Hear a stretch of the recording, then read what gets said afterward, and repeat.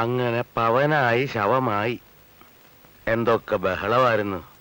മലപ്പുറം കത്തി, machine gun, bomb, ഒലക്കര മൂട്. പത്മഭൂഷൺ വെള്ളാപ്പള്ളി നടേശനെ കേരള ഹൈക്കോടതി SNDP യോഗം ജനറൽ സെക്രട്ടറി സ്ഥാനത്ത് നിന്നും പുറത്താക്കിയത് അഴിമതിയുമായി ബന്ധപ്പെട്ട് വന്ന ഒരു കേസിന്റെ ഭാഗമായിട്ടാണ്.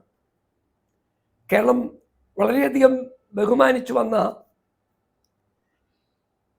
കുറെ മാസങ്ങൾക്ക് മുമ്പ് അന്തരിച്ച പ്രൊഫസർ MK സാനു SNDP യോഗത്തിന്റെ വരവ് ചെലവ് കണക്കുകൾ കൃത്യമായി ഓഡിറ്റ് ചെയ്യാത്ത വെള്ളാപ്പള്ളി നടേശന്റെയും സംഘത്തിന്റെയും അനീതിക്കെതിരെ ഹൈക്കോടതിയെ സമീപിച്ചിരുന്നു. 1996 മുതൽ SNDP യോഗത്തിന്റെ ജനറൽ സെക്രട്ടറിയായി താനും തൻ്റെ പിൻഗാമികളായി, തൻ്റെ ശിങ്കിടികളായ മറ്റു ചിലരെ പ്രസിഡന്റ് സ്ഥാനത്തും തൻ്റെ മകനെ തുഷാർ വെള്ളാപ്പള്ളിയെ വൈസ് പ്രസിഡന്റുമാക്കി ഇരുത്തിക്കൊണ്ട് ശ്രീനാരായണ ധർമ്മ പരിപാലന യോഗത്തിന്റെ ശ്രീ കുമാരനാശാനെ പോലെയുള്ള മഹാകവികളും R ശങ്കരെ പോലെയുള്ള രാഷ്ട്രീയ നേതാക്കന്മാരും ഇരുന്ന കസേരയിൽ കഴിഞ്ഞ 30 വർഷമായി ആ സ്ഥാനത്തിരുന്നു കൊണ്ട് വെള്ളാപ്പള്ളി നടേശൻ നടത്തിയ ക്രിമിനൽ പരിപാടികളുടെ ബോധ്യപ്പെടലാണ് ഇന്ന് ഹൈക്കോടതി നടത്തിയത്. ശ്രീനാരായണ ധർമ്മ പരിപാലന യോഗത്തിന്റെ ലക്ഷ്യം നാരായണ ഗുരുവിന്റെ ആശയങ്ങൾ ജാതിമത വിഭാഗീയതയ്ക്ക് അതീതമായി ലോകത്താകെ പ്രചരിപ്പിക്കുക എന്നായിരുന്നു നമുക്കറിയാമല്ലോ. എന്നാൽ ആ SNDPയുടെ ഭാഗമായ വിവിധ സ്ഥാപനങ്ങൾ, സ്കൂളുകൾ, കോളേജുകൾ, ആശുപത്രികൾ ഇവയൊക്കെ തൻ്റെ സ്വകാര്യ നിയന്ത്രണത്തിൽ കൊണ്ടുവന്ന് അതിൻ്റെ നിയമനങ്ങളിലും അതിൻ്റെ മറ്റു കാര്യങ്ങളിലും വലിയ അഴിമതി നടത്തി എന്ന് ശ്രീ MK സാനുവിനെ പോലെയുള്ള SNDPയുമായി പല വൈകാരിക ബന്ധമുള്ള ആളുകൾ ഹൈക്കോടതിയെ സമീപിക്കുമ്പോൾ അതിനെയൊക്കെ പുച്ഛിച്ചു തള്ളുവാനായിരുന്നു കഴിഞ്ഞ നാളുകളിൽ ശ്രീ വെള്ളാപ്പള്ളി നടേശൻ ശ്രമിച്ചത്.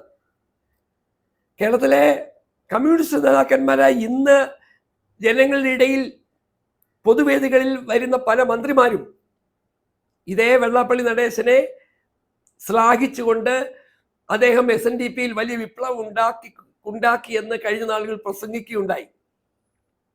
ശ്രീ വെള്ളാപ്പള്ളി നടേശനെ സംബന്ധിച്ചിടത്തോളം കേരളത്തിന്റെ ഏറ്റവും വലിയ രാഷ്ട്രീയ ശത്രു ശ്രീ VD സതീശനാണെന്നും അദ്ദേഹത്തെ കാട് കയറ്റുമെന്ന് പറഞ്ഞുകൊണ്ടിരുന്ന വെള്ളാപ്പള്ളി നടേശൻ ഇതാ തൻ്റെ SNDP യോഗം എന്ന കുത്തക സ്ഥാപനത്തിൽ നിന്നും പടിയിറങ്ങേണ്ടി വന്നിരിക്കുന്നു. ശ്രീ വെള്ളാപ്പള്ളി നടേശൻ ഈ വിഷയത്തിൽ മാത്രമല്ല, നോക്കൂ, കേരളത്തിലെ പിന്നോക്ക സമുദായ കോർപ്പറേഷനെ മുൻനിർത്തി 3% മുതൽ 5% വരെ അവിടുന്ന് ലോൺ എടുത്തതിന് ശേഷം അത് 18%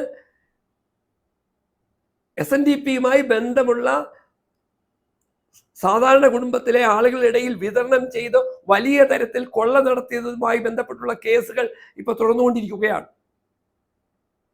ഏതാണ്ട് 18.5 കോടി രൂപയുടെ അഴിമതിയാണ് അതുമായി ബന്ധപ്പെട്ട് നടത്തിയത്. ആ വിഷയത്തിൽ ശ്രീ വെള്ളാപ്പള്ളി നടേശനെ പരമാവധി വൈകി മാത്രം ശിക്ഷ നൽകും വിധം അദ്ദേഹത്തെ വെള്ളപൂശാൻ ഇടതുപക്ഷ മുന്നണി നടത്തുന്ന ശ്രമങ്ങൾക്ക് പിന്നിൽ ചില രാഷ്ട്രീയ ലക്ഷ്യങ്ങളുണ്ടെന്ന് നമുക്കറിയാമല്ലോ. കേരള രാഷ്ട്രീയത്തിൽ താൻ എന്തോ വലിയ മഹാനാണ്, 2 വള്ളത്തിൽ കാല് ചവിട്ടിക്കൊണ്ട് ഒരു വശത്ത് മോദി ഭക്തനായി നിന്നുകൊണ്ടും കേരളത്തിൽ എന്നാൽ പിണറായി വിജയന്റെ വക്താവായി നിന്നുകൊണ്ടും ശ്രീ വെള്ളാപ്പള്ളി നടേശൻ കഴിഞ്ഞ നാളിൽ നടത്തിയിട്ടുള്ള അദ്ദേഹത്തിന്റെ അവിശുദ്ധമായ സമീപനങ്ങൾ ഇതാ കേരള ഹൈക്കോടതി ബോധ്യപ്പെടുകയും 250 കോടി മുതൽ 700 കോടിയോളം രൂപ വരെ വാർഷിക ബജറ്റുള്ള SNDP യോഗം എന്ന സ്ഥാപനത്തെ സ്വകാര്യ ആവശ്യങ്ങൾക്ക് ദുരുപയോഗപ്പെടുത്തിയതിന്റെ പേരിൽ കേരള ഹൈക്കോടതി ഇന്ന് നടത്തിയ വിധി പത്മഭൂഷൺ വെള്ളാപ്പള്ളി നടേശനും പത്മഭൂഷൺ കൊടുത്ത ആളുകൾക്കും അദ്ദേഹത്തെ മഹാനായി ചിത്രീകരിക്കുന്നവർക്കുമുള്ള തിരിച്ചടിയായി കേരളം ബോധ്യപ്പെടുന്നുണ്ട്.